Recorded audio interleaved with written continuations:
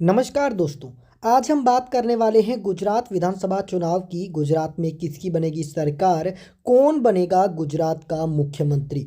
जी हाँ दोस्तों, वैसे तो गुजरात के अंदर बीजेपी सत्ता के अंदर है और बीजेपी को लगता है कि वो सत्ता से नहीं हटेगी। लेकिन इस बार राहुल गांधी ने ये मिशन लिया है कि गुजरात में कांग्रेस पार्टी की सरकार बनाकर ही रहेंगे। लेकिन क्या राहुल गांधी इस मिशन के अंदर कामयाब होंगे, क्योंकि हम सभी जानते हैं कि कांग्रेस का रेशो इन दिनों थोड़ा कमज़ोर है। आज हम बात करेंगे गुजरात की 182 सीटों की, जिसके लिए बहुमत का जो आंकड़ा है वो दोस्तों लगभग 92 सीट है। ऐसे में आज हम बहुमत के आंकड़े की बात 92 सीट पर करेंगे कि कौन इस जादुई आंकड़े को पार करता है और किसकी गुजरात के अंदर सरकार बनती है। तो चलिए सबसे पहले कर दीजिए इस वीडियो को लाइक, लाल बटन दबाकर चैनल को सब्सक्राइब और घंटी के बटन को याद से दबा दीजिए। दोस्तों सबसे पहले हमारे सामने जो जिला निकल कर आ रहा है वो है अहमदाबाद। 21 सीटें आती है अहमदाबाद की। 16 सीटों पर बीजेपी तो 5 पर कांग्रेस पार्टी जीत हासिल कर रही है। वहीं दोस्तों हम बात अगले ज़िले की करते हैं तो अगला ज़िला है अमरेली ज़िला, जिसमें 5 सीटें आ जाती हैं। 3 सीटों पर बीजेपी, 2 सीटों पर कांग्रेस पार्टी जीत हासिल कर सकती है, यानी कि टक्कर पूरी रहने वाली है। आनंद जिले की 7 सीटों की करें, 4 सीटों पर जहां बीजेपी जीत हासिल कर रही है तो 3 सीटें कांग्रेस भी हासिल कर रही है। अगर बात करते हैं दोस्तों अरावली जिले की 3 सीटों की, अरावली जिले की 3 सीटों में दोस्तों 3 की 3 सीटें बीजेपी हासिल कर रही है। कांग्रेस की बात करें, अन्य की बात करें, दोनों का सुपड़ा साफ हो रहा है। अगर बात करें बनासकांठा की 9 सीटों की, तो बनासकांठा जिले की 9 सीटों में से 7 सीटों पर बीजेपी, 2 सीटों पर कांग्रेस पार्टी के खाते के अंदर जीत जाने की संभावना बन रही है। अगर हम बात भरूच जिले की 5 सीटों की करते हैं दोस्तों, 3 सीटों पर जहां बीजेपी जीत हासिल कर रही है तो 2 सीटों पर कांग्रेस भी जीत हासिल कर सकती है। वहीं हम बात करते हैं अगर दोस्तों भावनगर की 7 सीटों की, भावनगर की 7 सीटों में से 4 सीटों पर भारतीय जनता पार्टी, 3 सीटों पर कांग्रेस पार्टी, अन्य के खाते में 0 सीटें जाने की संभावना है। बात बाटोट जिले की करें 2 सीटों की, तो दोस्तों दोनों सीटों में एक एक सीट बीजेपी के खाते में, एक सीट वहीं एक ही सीट कांग्रेस के खाते में जा रही है। अगर हम बात करते हैं अगले जिले की, अगला जिला है छोटा उदयपुर, जिसमें 3 सीटें आ जाती हैं। एक सीट पर जहां बीजेपी के खाते के अंदर जीत जाने की संभावना है तो 2 पर कांग्रेस के खाते में। अगर बात करते हैं दोस्तों देवभूमि द्वारिका की 2 सीटों की, देवभूमि द्वारिका की 2 में से एक सीट पर बीजेपी, एक सीट पर कांग्रेस के खाते में जीत जाने की संभावना बन रही है। वहीं दोस्तों हम बात करते हैं दाहोद जिले की 6 सीटों की। दाहोद जिले की 6 सीटों में दोस्तों 4 सीटों पर बीजेपी के खाते के अंदर जीत जाने की संभावना बन रही है, 2 सीटों पर कांग्रेस के खाते के अंदर जीत जाने की संभावना बन रही है। बात अन्य की जाए तो 0 सीटें। कुल मिलाकर हमने कर ली है 70 सीटों की बात।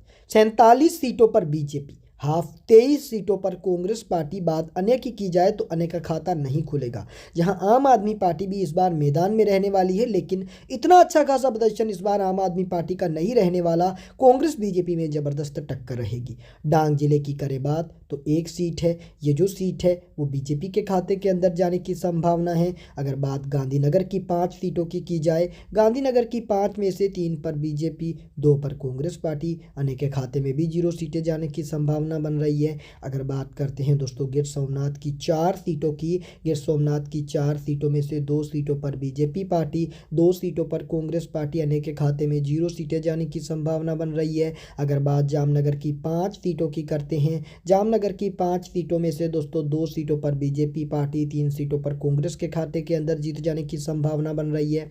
वहीं हम बात करते हैं जूनागढ़ की दोस्तों, जूनागढ़ में आती हैं 5 सीटें, जिसमें 2 सीटों पर भारतीय जनता पार्टी, 3 सीटों पर कांग्रेस के खाते के अंदर भी जीत जाने की संभावना बन सकती है। वहीं हम बात करते हैं कच्छ जिले की दोस्तों, कच्छ जिले के अंदर आती हैं 6 सीटें, 6 में से 3 पर बीजेपी, 3 पर कांग्रेस के खाते में जीत जाने की संभावना बन रही है। वहीं बात करते हैं दोस्तों खेड़ा जिले की 6 सीटों की, तो 4 सीटों पर जहां बीजेपी के खाते में जीत तो 2 सीटें कांग्रेस के खाते में भी जा सकती हैं, अन्य का खाता यहां नहीं खुलने वाला। वहीं बात करते हैं दोस्तों महिसागर की 3 सीटों की, महिसागर की 3 सीटों में से दोस्तों एक सीट पर जहां बीजेपी के खाते में जीत जा सकती है, 2 सीटों पर कांग्रेस के खाते में जीत जाने की संभावना बन रही है। अगर बात करते हैं दोस्तों मेहसाना की 7 सीटों की, मेहसाना की 7 सीटों में से 4 सीटों पर भारतीय जनता पार्टी, 2 सीटों पर कांग्रेस पार्टी और बात अन्य की जाए तो अन्य को मिल सकती है 1 सीट। अगर बात करें मोरबी की 3 सीटों की, तो मोरबी की 3 में से 2 पर कांग्रेस पार्टी के खाते में जीत जा रही है। 1 सीट अन्य के खाते 2 पर बीजेपी, तो 1 सीट कांग्रेस के खाते में जीत जा रही है। बात नर्मदा की करें 2 सीटों की, नर्मदा की 2 सीटों में दोस्तों बीजेपी जो है नर्मदा में मजबूत है, दोनों की दोनों सीटें बीजेपी हासिल कर सकती है। बात कांग्रेस की करें, अन्य की करें, दोनों का खाता यहाँ पर नहीं खुलने वाला, यानी कि नर्मदा में बीजेपी दोनों सीटें हासिल कर सकती है। वहीं हमने कुल मिलाकर अब तक 117 सीटों की बात की है, जिसमें 73 सीटों पर भारतीय जनता पार्टी, 43 सीटों पर कांग्रेस पार्टी और 1 सीट दोस्तों अन्य के खाते में भी जा सकती है। अब दोस्तों बढ़ेंगे वीडियो में आगे, लेकिन उससे पहले वीडियो को लाइक, चैनल को सब्सक्राइब याद से कर लीजिएगा, क्योंकि ये सब कुछ बिल्कुल फ्री है। नवसारी की 4 सीटों में दोस्तों 2 सीटों पर जहां बीजेपी के खाते में जीत जा रही है, तो 2 ही सीटें कांग्रेस के खाते में भी जा रही हैं। अगर बात करते हैं अगले जिले पंचमहल की 5 सीटों की, तो 2 सीटें जहां बीजेपी के खाते में, 3 सीटें कांग्रेस के खाते के अंदर और 0 सीटें अन्य के खाते में जाने की संभावना बन रही है। अगर बात करते हैं दोस्तों पाटन जिले की 4 सीटों की, तो दोस्तों 2 सीटों पर बीजेपी, 2 सीटों पर कांग्रेस पार्टी, अन्य के खाते के अंदर 0 सीटें जाने की संभावना बन रही है पाटन जिले के अंदर। वहीं दोस्तों हम बात करते हैं अगले जिले की, अगला जिला निकलकर पोरबंदर आ रहा है। पोरबंदर में 2 सीटें आती हैं दोस्तों, 0 सीटों पर बीजेपी, तो दोनों की दोनों सीटें कांग्रेस के खाते के अंदर जाने की संभावना बन रही है। बात राजकोट की 8 सीटों की करें, राजकोट की 8 में से दोस्तों 5 सीटों पर जहां बीजेपी के खाते में जीत जा रही है, 3 सीटों पर कांग्रेस के खाते में जीत जाने की संभावना बन रही है। वहीं दोस्तों हम बात करते हैं साबरकांठा की 4 सीटों की, दोस्तों 3 सीटों पर बीजेपी के खाते में जीत जा रही है साबरकांठा से।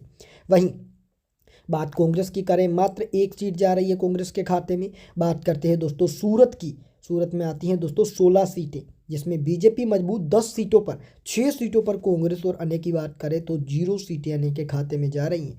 अगर बात करते हैं दोस्तों यहाँ पर सुरेंद्र नगर की 5 सीटों की, तो सुरेंद्र नगर की 5 में से 3 पर बीजेपी, 2 पर कांग्रेस पार्टी जीत हासिल कर रही है। बात अन्य की जाए तो अन्य का खाता नहीं खुल रहा, यानी आम आदमी पार्टी का इस बार जो मनोबल है पूरा डाउन जाने वाला है। तापी की 2 सीटों की बात करते हैं, 1 पर बीजेपी, 1 पर कांग्रेस पार्टी जीत हासिल कर रही है। बात अन्य की जाए तो 0 सीटें हासिल हो रही हैं। अगर बात करते हैं वडोदरा की 10 सीटों की, तो दोस्तों 7 पर कांग्रेस बीजेपी वडोदरा में और 3 पर कांग्रेस पार्टी। अब बात करेंगे दोस्तों अंतिम यहाँ पर वलसाड जिले की। उससे पहले इस वीडियो को लाइक, लाल बटन दबाकर चैनल को सब्सक्राइब, घंटी के बटन को याद से दबा दीजिएगा। वलसाड जिले में 5 सीटें हैं, 2 पर जहां बीजेपी के खाते में जीत जाने की संभावना बन रही है, तो 3 सीटें कांग्रेस भी हासिल कर रही है। बात अन्य की जाए तो यहाँ 0 सीटों पर है कांग्रेस। तो दोस्तों 182 की सभी 182 सीटों की बात हमने की, जिसमें से 110 सीटों पर भाजपा गठबंधन, 71 सीटें कांग्रेस गठबंधन। बात अन्य की जाए तो मात्र 1 सीट हासिल कर रही है अन्य। कुल मिलाकर हमने बात की है सभी की सभी दोस्तों 182 सीटों की, जिसमें बहुमत का आंकड़ा बीजेपी पार कर रही है, यानी कि कांग्रेस इस बार फिर पीछे